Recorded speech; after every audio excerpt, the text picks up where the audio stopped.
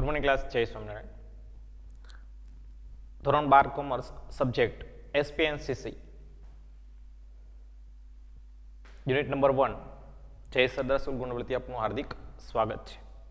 આજે આપણે પ્રશ્ન નંબર 14 અને 15 બંને પ્રશ્નોની એક સાથે વાત કરશું. શેરલિયન એટલે શું, બરાબર, તેના વિશે નોંધ લખો. બરાબર, પ્રશ્ન નંબર 14 અને પ્રશ્ન નંબર 15.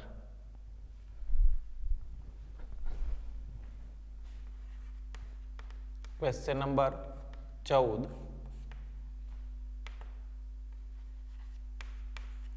ટૂંક નોંધ લખો.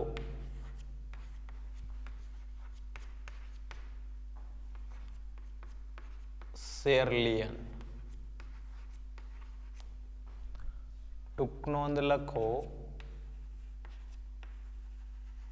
શેરલિયન.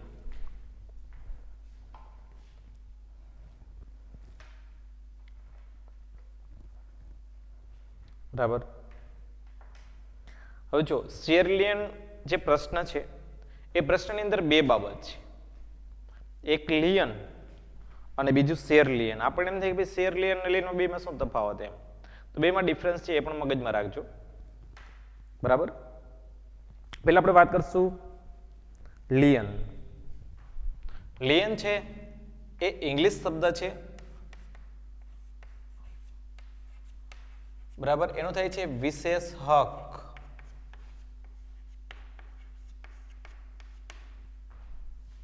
લિયનનો મીનિંગ થાય છે વિશેષ હક.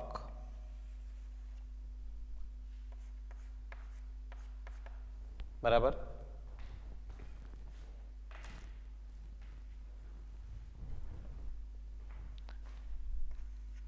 કોઈ પણ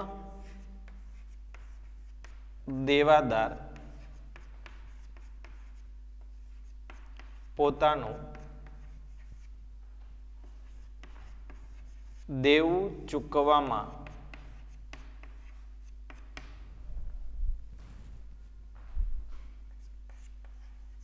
નિષ્ફળ જાય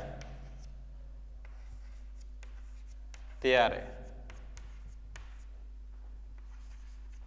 જામીનગીરી તરીકે મુકેલ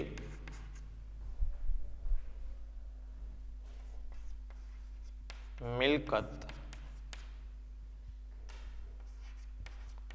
વેચીને પણ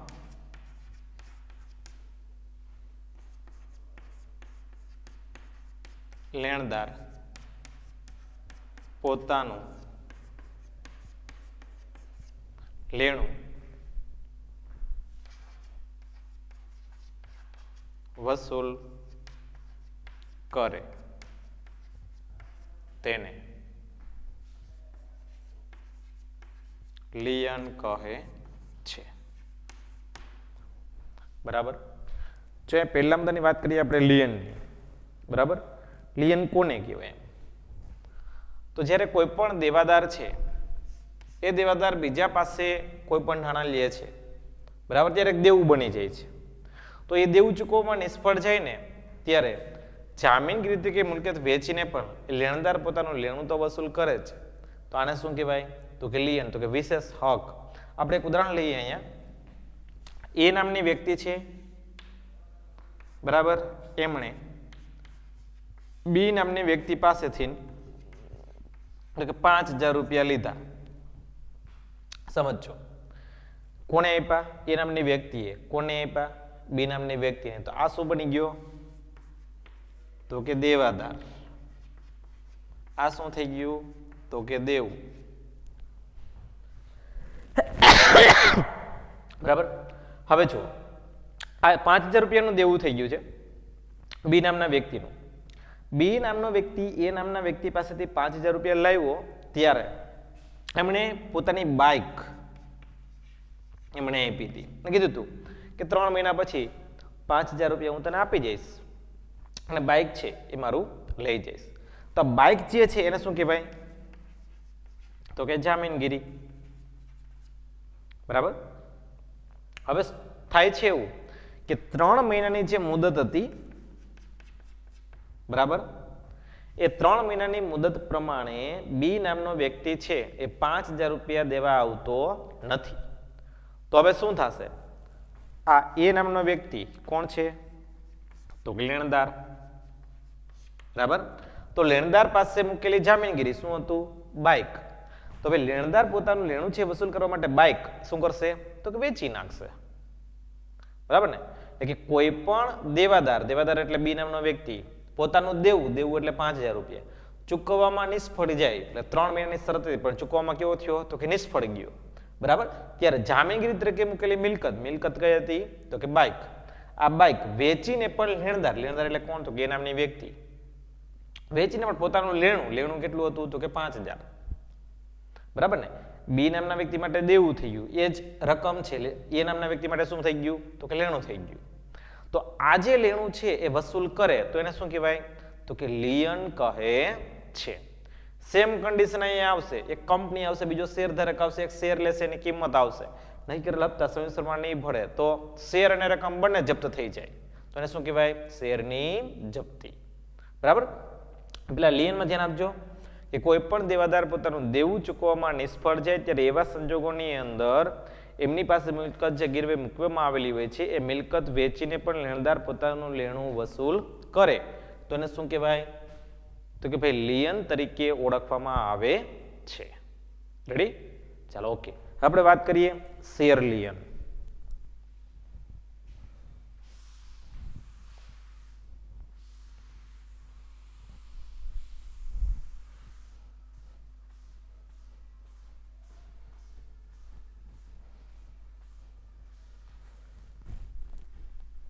મુદ્દા નંબર 2 શેર લિયન, બરાબર. ખાલી લિયનમાં શું હતું? તો કે વિશેષ હક હતો. શેર લિયનમાં શું થાય? તો કે શેર પર વિશેષ હક. શું થાય? તો કે શેર પર વિશેષ હક.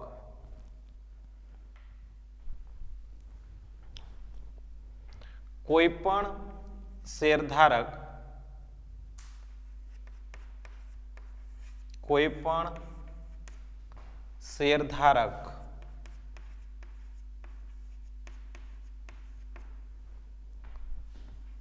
નક્કી કરેલ સમયમાં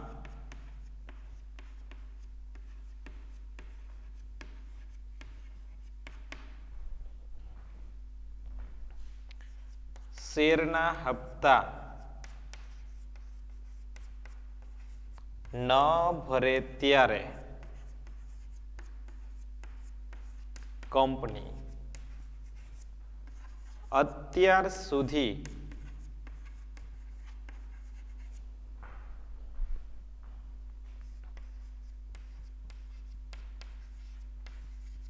ભરપાઈ થયેલ રકમ અને શેર બંને જપ્ત કરે તેને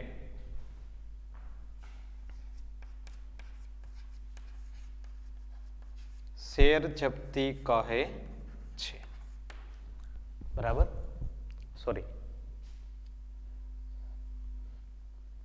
તેને શેર જપ્તને જમા થયેલ રકમ અને શેર કંપની અત્યાર સુધી ભરપાઈ થયેલી રકમ, બરાબર, અને તેના શેર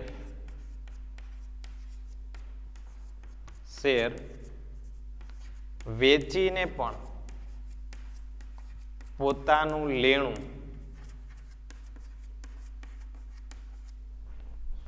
વસૂલ કરે ત્યારે તેને શેરલિયન કહે છે, બરાબર. એ કોઈ પણ કંપની છે નક્કી કરેલ સમયની અંદર હપ્તા મંગાવે છે પણ એવા સંજોગોની અંદર શેરધારકે હપ્તા ભરી શકતો નથી તો શું થાય? તો કંપની એના શેર વેચી નાખે અને પોતાની બાકી નીકળતી રકમ છે એ રકમ શું કરે? તો કે ભાઈ મેળવી લઈએ. તો આવી જે પ્રક્રિયા થાય એને શું કહેવાય? શેર લિયન. હવે આપણે કંપનીનું ઉદાહરણ લઈએ. દાખલા તરીકે આ બાબુભાઈ છે, આ ટાટા કંપની છે, બરાબર. હવે બાબુભાઈએ અહીંથી 100 શેર લીધા હતા. એક શેરની કિંમત 10 રૂપિયા હતી. ટોટલ રકમ કેટલી ભરવાની હતી? 1000. કેમાં? તો કે કંપનીમાં. હવે થાય છે કેવું કે ટાટા કંપનીએ એવું કીધું કે તમે 10 હપ્તા ભરજો. પહેલો હપ્તો, બીજો હપ્તો, ત્રીજો હપ્તો અને ચોથો હપ્તો, બરાબર. દરેક હપ્તે 100 રૂપિયા. ટોટલ કેટલા ભર્યા એને? 400 રૂપિયા, બરાબર. હવે કંપની શું કરશે? તો કે બાકીના હપ્તા તો કે ભરતા નથી બાબુભાઈ, તો બાબુભાઈના શેર છે એ શેર શું કરી નાખવામાં આવશે? તો કે શેરને વેચી નાખવામાં આવશે. આ કંપની જે શેર વેચી નાખે છે એને શું કહેવાય? તો કે શેર લિયન, બરાબર. ફરી ધ્યાન આપજો, શેર લિયન. કે કોઈ પણ શેરધારક નક્કી કરેલ સીમા હપ્તા ભરતો નથી ત્યારે કંપની એના શેર વેચીને પણ પોતાની બાકી નીકળતી રકમ છે એ વસૂલ કરી શકે છે. તો એને શું કહેવાય? તો કે શેર લિયન તરીકે ઓળખવામાં આવે છે. દરેકે દરેક કંપનીની અંદર શેર લિયન છે એ સૌથી મહત્વની બાબત ગણવામાં આવે છે. શું કામે? તો કે શેર લિયન દ્વારા જ દરેકે દરેક કંપનીની અંદર મોટા ભાગના જે કંઈ પ્રશ્નો છે એનું સોલ્યુશન કરવામાં આવતું હોય છે, બરાબર. હવે જોઈએ આપણે શેર લિયનની સમજૂતી અથવા તો એમના અધિકારો.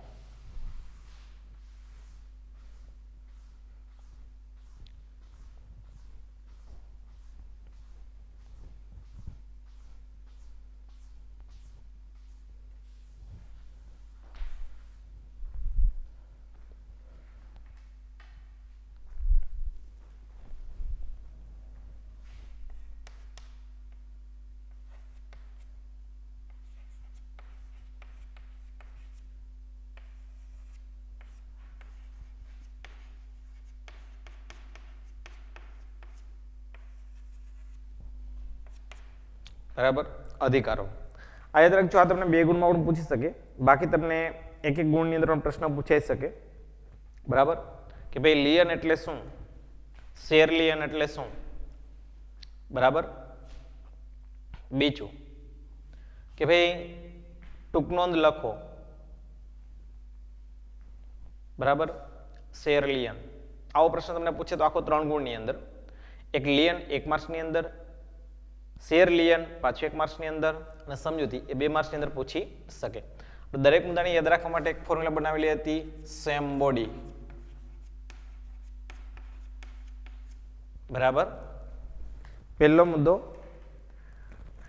શેરધારકના મતાધિકાર અટકાવી શકાય છે, બરાબર. કંપની આવા હકનો ઉપયોગ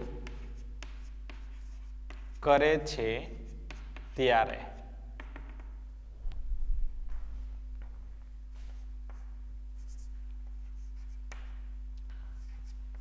શેરધારકના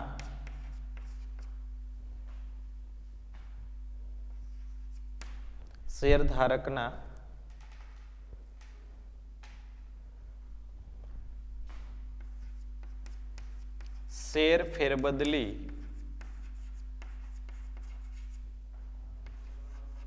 અટકાવી શકાય છે. શેર ફેરબદલી અટકાવી શકાય છે. એટલે પહેલો મુદ્દો તો કે શેર ફેરબદલી અટકાવી શકાય છે. મુદ્દા નંબર 2, બીજો અધિકાર તો કે શેરધારકના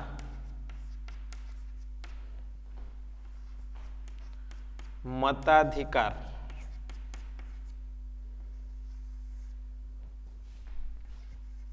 અટકાવી શકાય છે. શેરધારકના મતાધિકાર અટકાવી શકાય છે. મુદ્દા નંબર 3, શેરધારકના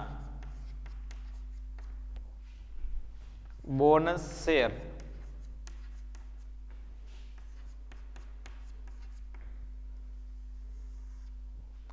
અટકાવી શકાય છે.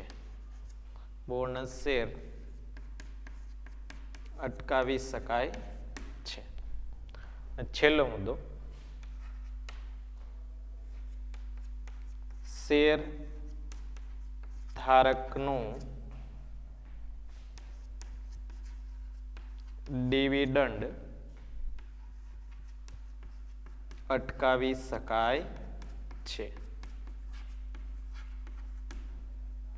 બરાબર. સૂત્ર મુજબ આપણી પાસે આવ્યું સેમ બોડી. બરાબર ને, દરેકે દરેક કંપનીની અંદર જ્યારે શેર લિયનના હકનો ઉપયોગ થાય છે તો એવા સંજોગોની અંદર એને કેવા કેવા અધિકારો મળતા હોય છે, કેવા કેવા અધિકારો જોવા મળે. બરાબર. તો સમજ કે ભાઈ શેર લિયનની સમજૂતી આપો તો તમે 4 મુદ્દા લખી શકો. બરાબર. આ 4 મુદ્દા છે એ તમને 2 માર્ક્સની અંદર પૂછી શકે કે શેર લિયનના અધિકારો જણાવો. બરાબર. આવો પ્રશ્ન પૂછે તો તમે સેમ બોડી સૂત્ર છે આપણું, એક શેર ફેરબદલી અટકાવી શકાય, મતાધિકાર અટકાવી શકાય, બોનસ શેર અટકાવી શકાય અને ડિવિડન્ડ અટકાવી શકાય છે. બરાબર. જેમાં આપણે પહેલા મુદ્દાની વાત કરી કે કંપની કોઈ પણ આવા હકનો ઉપયોગ કરે છે ત્યારે, તો કે પહેલો મુદ્દો શું, તો કે શેર ફેરબદલી અટકાવી શકાય. શું કામે?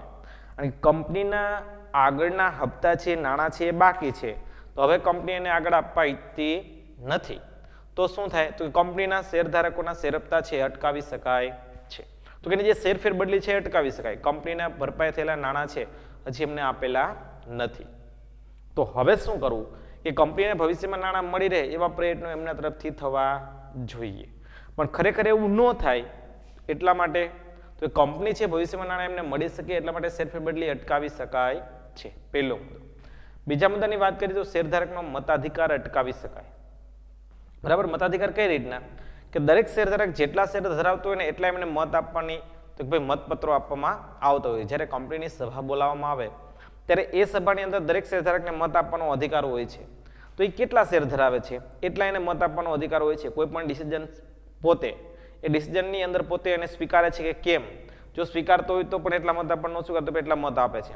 એટલે એક પોતાનો મત જાહેર કરી શકે એટલા માટે. પણ શેર લિયનનો હકનો ઉપયોગ થયો હોય તો એવા વ્યક્તિને મત આપવા દેવામાં આવતું નથી, કારણ કે કંપનીના નાણાં એમને રોકેલા છે.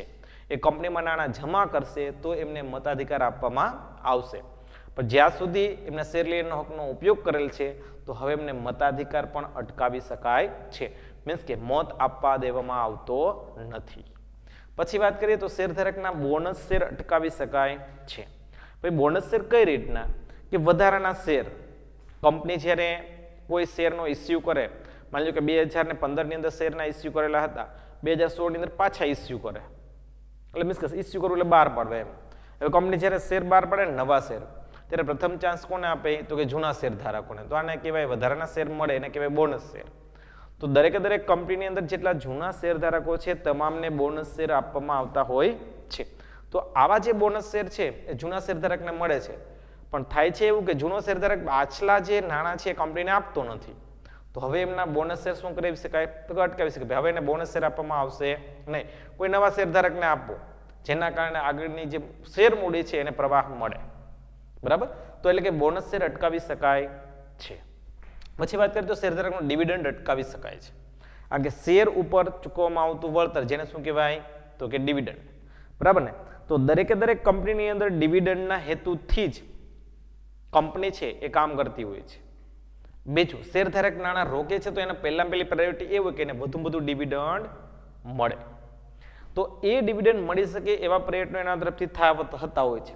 પણ કંપનીના નાણાં શેરધારક ચૂકવતો નથી તો એવા સંજોગોની અંદર એમનું ડિવિડન્ડ છે એમને મળવા પાત્ર રહેતું નથી. એટલે ડિવિડન્ડ શું કરાવી શકાય, તો કે અટકાવી શકાય છે. પ્રશ્ન આપણને એમ થાય કે ડિવિડન્ડ એટલે શું, યાદ રાખજો. જો ડિબેન્ચર ઉપર વળતર ચૂકવવામાં આવે તો એને વ્યાજ કહેવાય, પણ શેર ઉપર વળતર ચૂકવવામાં આવે તો એને શું કહેવાય, તો કે ડિવિડન્ડ. બરાબર. તો એ ડિવિડન્ડ ચૂકવી શકાતું નથી, મીન્સ કે અટકાવી શકાય છે. રેડી. ફરી વાર ધ્યાન આપજો.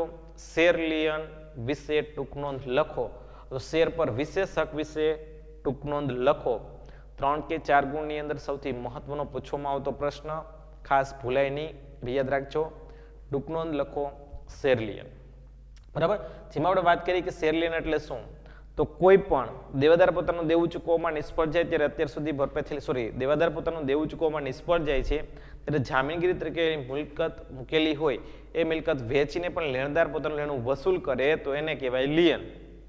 કંપની જ્યારે શેરના હપ્તા મંગાવે તો શેરધારક ભરતો નથી તો કંપની એના શેર વેચી નાખે અને પોતાની બાકી નીકળતી રકમ એટલે મીન્સ કે લેણું છે એ વસૂલ કરે તો એને કહેવાય શેર લિયન. શેર લિયનના અધિકારો તો કે 4 મુદ્દા. સૂત્ર શું હતું? તો કે સેમ બોડી. બરાબર ને? તો શેરફેર બદલી અટકાવી શકાય, મતાધિકાર તો કે અટકાવી શકાય, ડિવિડન્ડ તો કે અટકાવી શકાય, બોનસ શેર તો કે અટકાવી શકાય. બરાબર ને? આ તમામ વસ્તુઓ છે શેરફેર બદલી, મતાધિકાર, બોનસ શેર અને ડિવિડન્ડ. સૂત્ર શું બન્યું? Same body. બાકી બધા મુદ્દા કેવા છે? કોમન છે. એટલે સરળતાથી તમે યાદ રાખી શકો છો અને પ્રશ્ન એકદમ ઈઝી છે, જે તમને સમજાય જાય એવો જ છે. ઓકે, ચાલો હવે આપણે નેક્સ્ટ ક્વેશ્ચન તરફ આગળ વધીએ. પ્રશ્ન નંબર 15. પ્રશ્ન નંબર 14 અહીંયા કમ્પ્લીટ પૂર્ણ કરીએ છીએ. પ્રશ્ન નંબર 15 તરફ જોઈએ. બરાબર, જેમાં આપણે અનિયમિત શેરવેચણી અને ગેરકાયદેસર શેરવેચણીનો તફાવત છે એનો અભ્યાસ કરશું.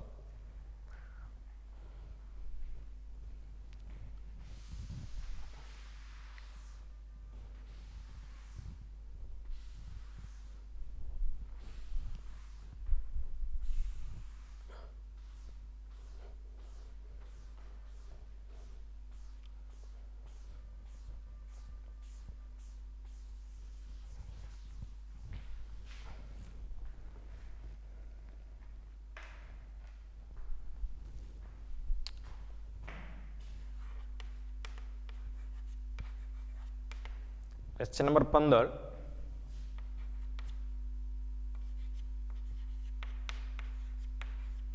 તફાવત આપો. 4 ગુણ યાદ રાખજો. 4 ગુણની અંદર પૂછાઈ શકે અને મોસ્ટ આઈએમપી ક્વેશ્ચન. બરાબર, અનિયમિત શેરવેચણી.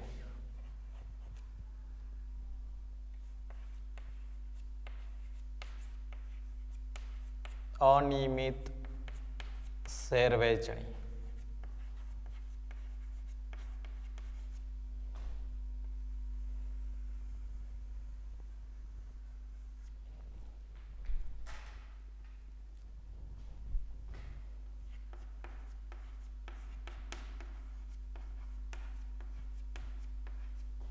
ગેરકાયદેસર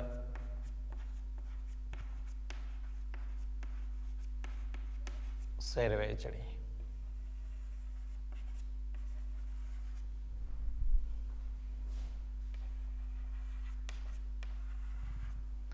અનિયમિત શેરવેચણી અને ગેરકાયદેસર શેરવેચણી.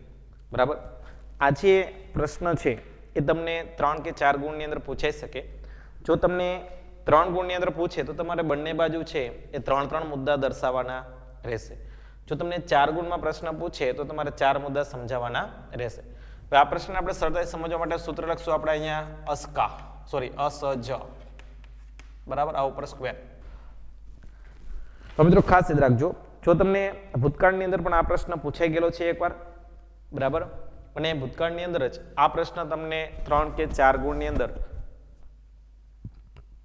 માર્ચ બોર્ડની એક્ઝામની અંદર પૂછાયેલો છે. જો આ જ પ્રશ્ન તફાવત છે 3 ગુણમાં પણ પૂછાય છે અને 4 ગુણમાં પણ પૂછાય છે. મેં તમને પહેલા પણ વાત કરી કે 3 મુદ્દા અંદર પૂછવામાં આવેલું હોય 3 ગુણમાં તો તમારે બંને બાજુ 3 મુદ્દા કમ્બાઇન્ડ લખવાના છે. જો તમને 4 ગુણમાં પૂછવામાં આવે તો બંને બાજુ 4 મુદ્દા. હવે તફાવતને એક બીજી પ્રાયોરિટી તમને કહી દઉં કે તફાવત કોઈ બી હોય, એક બાજુ મુદ્દો તમે સાચો લખો છો, બીજી બાજુ તમે રોંગ લખો છો તો તમને એના માર્ક છે મળવા પાત્ર રહેતા નથી. એક બાજુ છે સાચો હોય તો એનો અડધો માર્ક નથી મળતો, આ મગજમાં રાખજો. બંને બાજુ સાચો હોય તો 1 માર્ક જરૂર મળે છે. બરાબર, દરેક મુદ્દો રાઇટ એન્ડ ક્લિયર થાય એવા પ્રયત્નો આપણા તરફથી થવા જોઈએ. પહેલો મુદ્દો જોઈએ.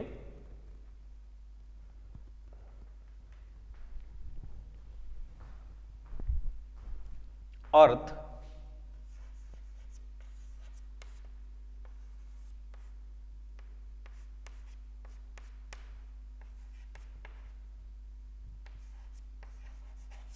કંપની ધારાની જોગવાઈનો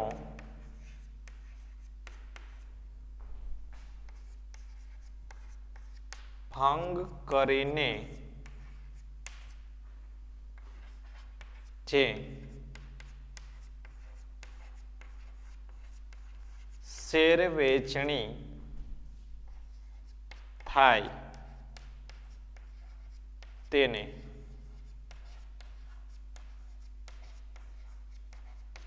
અનિયમિત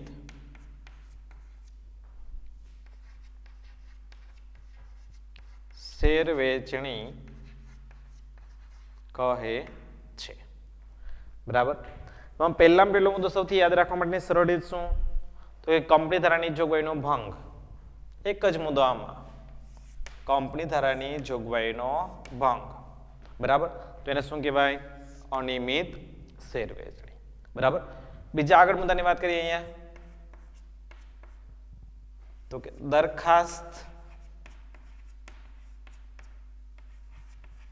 દરખાસ્તનો સ્વીકાર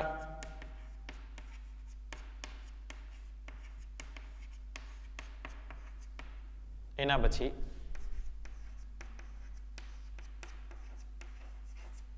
સ્વીકારની જાણ, અવેજ અને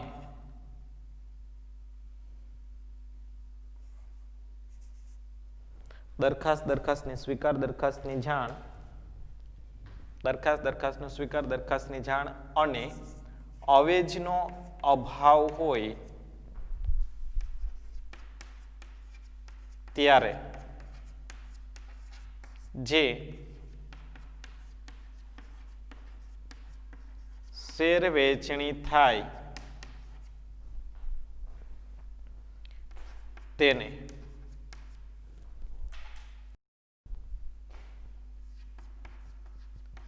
ગેરકાયદેસર શેર વહેંચણી કહે છે.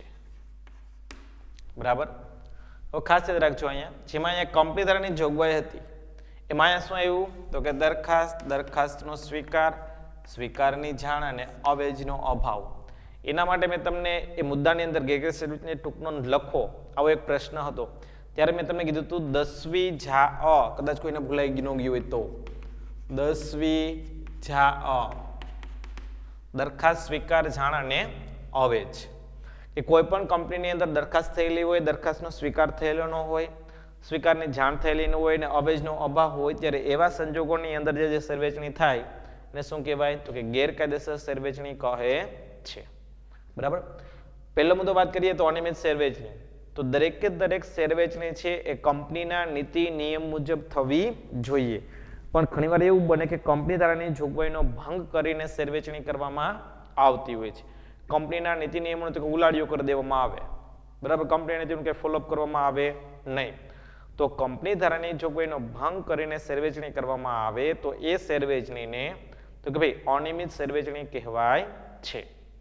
બીજા મુદ્દાની વાત કરીએ તો ગેરકાયદેસર શેરવેચણી, કે જ્યારે કંપનીમાં દરખાસ્ત થયેલી ન હોય, દરખાસ્તનો સ્વીકાર થયેલ ન હોય, દરખાસ્તની જાણ થયેલ ન હોય અને અવેજનો અભાવ હોય, તો આવા સંજોગોની અંદર જે શેરવેચણી કરવામાં આવે છે તેને શું કહેવાય?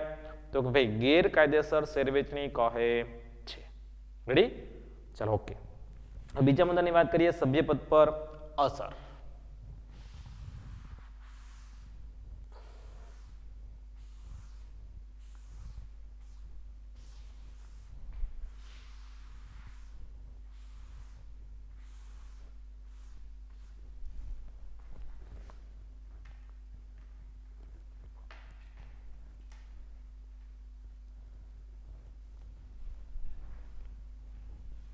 મુદ્દા નંબર 2, સભ્યપદ. સભ્યપદ પર અસર.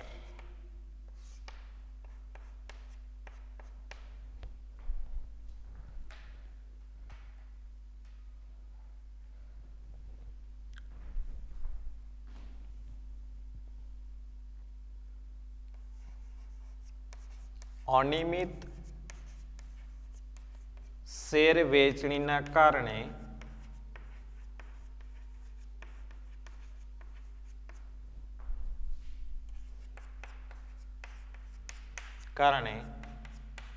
શેર ધારકનું નામ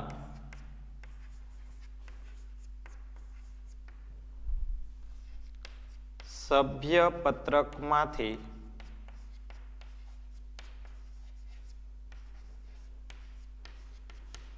દૂર કરવામાં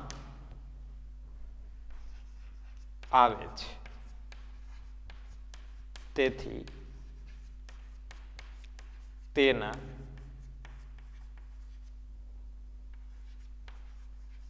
સભ્યપદનો અંત આવે છે. બરાબર. અહીંયા સામે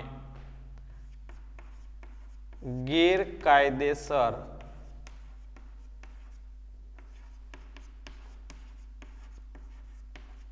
શેરવેચણી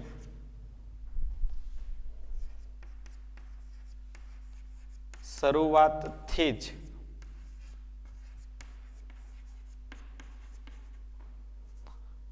રદબાતલ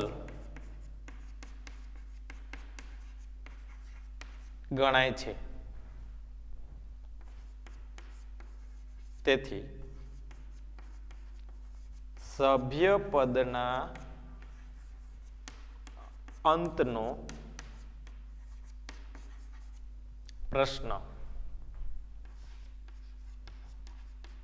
રહેતો નથી. બરાબર. હવે જો એક શેરવેચણી એવી છે કે જેમાં શેરહોલ્ડરનું નામ સભ્યપત્રકમાં તો નોંધાય છે. બરાબર. હવે અનિયમિત શેરવેચણી થાય એટલે સભ્યપત્રકમાંથી એનું નામ શું કરવામાં આવશે? તો કે દૂર કરવામાં આવશે. કે જે શેરધારકે પોતે ભૂલને કારણે એનું નામ જે સભ્યપત્રકમાં નોંધાયેલું હતું, હવે એમનું નામ છે એ શું કરવામાં આવશે? તો કે ભાઈ દૂર કરવામાં આવશે. એમની જગ્યાએ કોઈ નવા સભ્યનું નામ એડ કરવામાં આવશે, મીન્સ કે ઉમેરવામાં આવશે. એટલે મૂળ શેરધારકનું નામ સભ્યમાંથી દૂર થયું તો એના સભ્યપદનો શું આવી ગયો? તો કે અંત આવી જાય છે. શું કામે? તો કે તેનું નામ સભ્યપત્રકમાંથી શું કરવામાં આવે છે? તો કે દૂર કરવામાં આવે છે. બીજી વસ્તુની વાત કરીએ તો ગેરકાયદેસર શેરવેચણી. તો ગેરકાયદેસર શેરવેચણીમાં શું થાય? તો કે શરૂઆતથી જ રદબાતલ હોય. શરૂઆતથી રદબાતલ એટલે શું કામે? કારણ કે દરખાસ્ત થયેલી નથી, કંપનીમાં અરજી થયેલી નથી, અરજીનો સ્વીકાર જ થયેલો નથી. બરાબર. તો એવા સંજોગોની અંદર એનું સભ્યપત્રકમાં નામ ચડતું જ નથી. એટલે શરૂઆતથી જ રદબતલ થાય છે. એટલે સભ્યપદના અંતનો પ્રશ્ન રહેતો નથી. કારણ કે અહીંયા શેરધારક છે એ ખુદ પોતે જ કંપનીના સભ્યપત્રકની નામ ક્યારેય એડ કરાવેલું હોતું નથી. અહીંયા તો તમામ દસ્તાવેજો પણ મળી જાય, પણ દસ્તાવેજો ખોટા છે, ડમીના કારણે એનું નામ સભ્યપત્રકમાં નોંધાયેલું હોય છે. એટલા માટે જ્યારે ખબર પડે છે ત્યારે એના સભ્યપદનો અંત આવે છે. અહીંયા તો સ્વીકાર જ નથી થતો, એટલા માટે કોઈ પણ કંપનીના સભ્યપત્રકમાં એનું નામ ઉમેરવામાં આવેલ નથી. એટલે હવે કદાચ ગેરકાયદેસર શેરવેચણી થાય તો એના સભ્યપદના અંતનો પ્રશ્ન રહેતો નથી. બરાબર. પહેલો મુદ્દો હતો અર્થ, બીજો મુદ્દો સભ્યપદ પર અસર. બરાબર. હવે જોઈએ છેલ્લો મુદ્દો, તો જવાબદારી.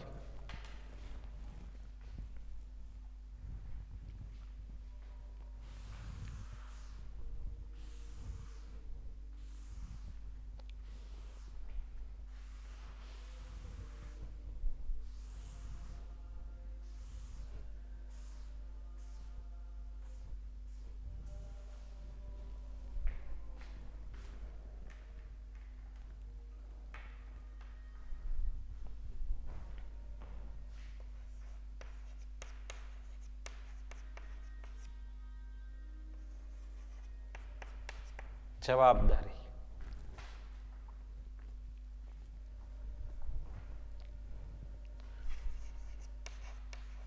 અનિયમિત શેરવેચણીમાં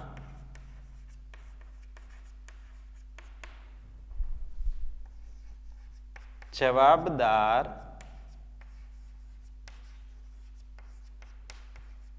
અધિકારી દંડ કે સજાને પાત્ર બને છે.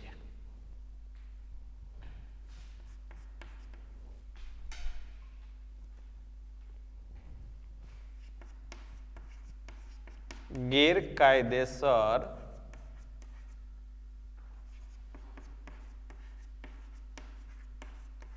શેર વેચણીમાં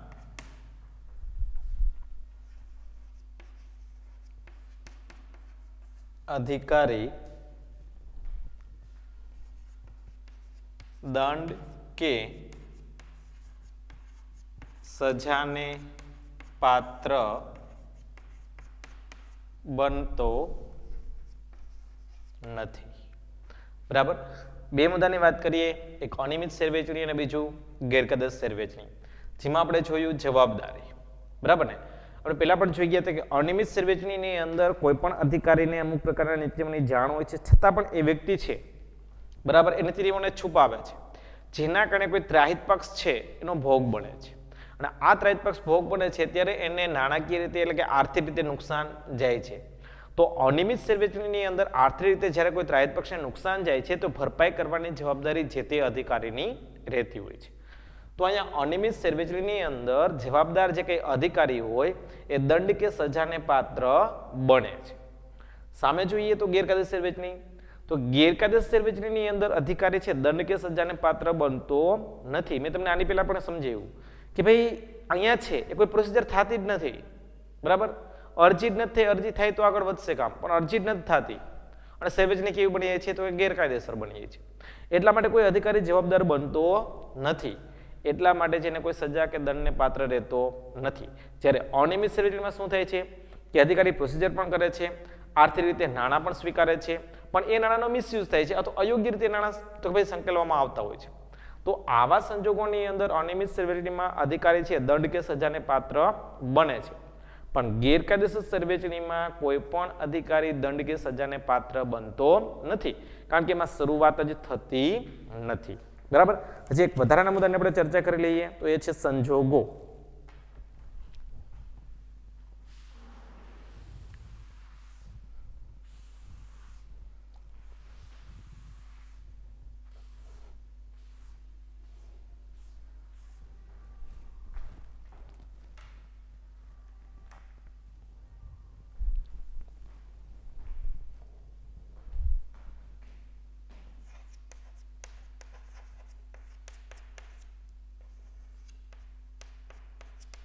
સંજોગો લઘુત્તમ ભરણું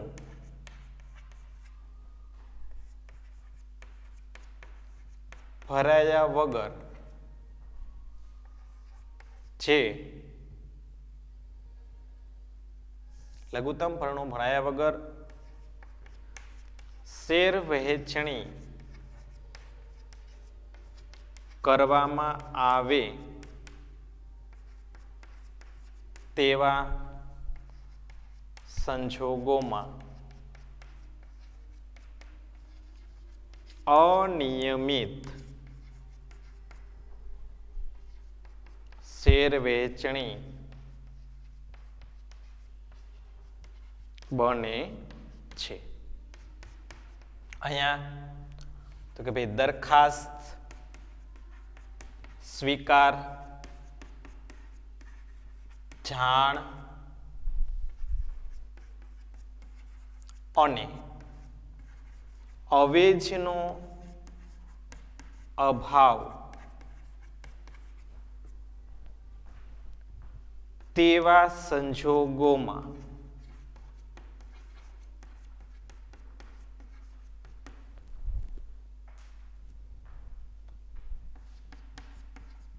ગેરકાયદેસર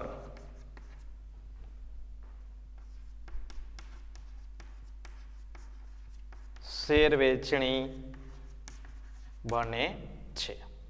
બરાબર. છેલ્લા બે મુદ્દા વાત કરીએ આપણે, એક અનિયમિત શેર વેચણી અને બીજું ગેરકાયદેસર શેર વેચણી. આપણે આની પહેલા પણ હતું એ વિશે ડીલ શેર, એસ્ક્રો બેંક ખોલાવેલ ન હોય, ડીમેટ ખાતું ખોલાવેલ ન હોય, બરાબર, ડિપોઝિટરી પાસે ડેબિટ ખાતું ખોલાવેલ ન હોય. હવે ઘણા બધા સંજોગો છે. એમનો એક સંજોગ તો કે લઘુત્તમ ભરણું ભરાયા વગર. તો કે લઘુત્તમ ભરણું ભરાયા વગર જો શેરવેચણી કરવામાં આવે તો પણ એને અનિયમિત શેરવેચણી ગણી શકાય છે. બીજું તો કે ભાઈ દરખાસ્તનો સ્વીકારની જાણ અને અવેજનો અભાવ હોય તો એવા સંજોગોની અંદર શેરવેચણી કરવામાં આવે તો પણ એને ગેરકાયદેસર શેરવેચણી ગણી શકાય છે. રેડી? તો આ સાથે અહીં આપણે તફાવત પૂર્ણ કરીએ છીએ. નેક્સ્ટ પીરિયડ માટે નવો દિવસ ફરી મળશું. ત્યાં સુધી બધાને ઓલ ધ બેસ્ટ. જય સ્વામિનારાયણ.